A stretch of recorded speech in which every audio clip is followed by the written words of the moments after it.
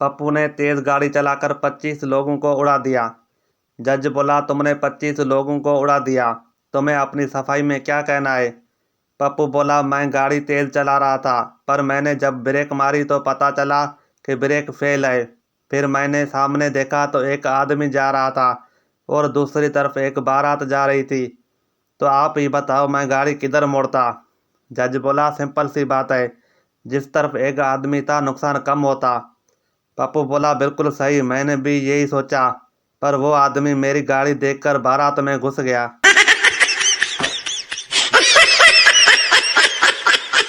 एक पार्टी में लोग बहुत ज़्यादा थे।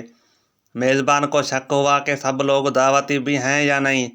उसने ऐलान किया, जो दुल्हन की तरफ से आए खड़े हो जाएं। 30 लोग खड़े हो गए। फिर कहा, जो लोग दूल्हे की तरफ से हैं वो भी खड़े हो जाएं। 50 लोग खड़े हो गए।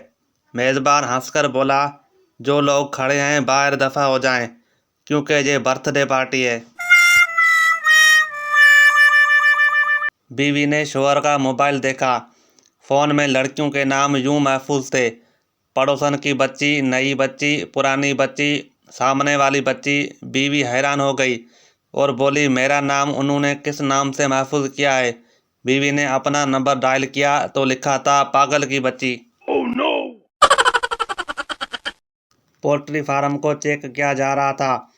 डॉक्टर, तुम चूजों को क्या देते हो? सरदार, बाजरा। डॉक्टर ने कहा, गलत खुराक, गिरफ्तार कर लो इसे। डॉक्टर, तुम क्या देते हो चूजों को? दूसरा सरदार, चावल। डॉक्टर ने कहा, गलत खुराक, गिरफ्तार कर लो इसे भी। तीसरा सरदार घबराकर बोला, हम तो सारे चूजों को 20-20 रुपए देते हैं कि जाओ जो मर्जी खा लो। लड़की फ़ोन पर, क्या आप कुंवारे हैं? आदमी, जी हाँ, लेकिन आप कौन? लड़की, तुम्हारी बीवी, आज घर आओ फिर बताती हूँ। थोड़ी देर बाद दूसरी कॉल आई नए नंबर से। लड़की, आप शादीशुदा हैं? आदमी, जी, लेकिन आप कौन? लड़की, तुम्हारी गर्लफ्रेंड, तुम बहुत धोखेबाज हो। आदमी, सॉरी बेबी, मैं समझा मेरी बीवी है। जवाब में लड़की बोली, मैं तुम्हारी बीवी ही बोल रही हूँ।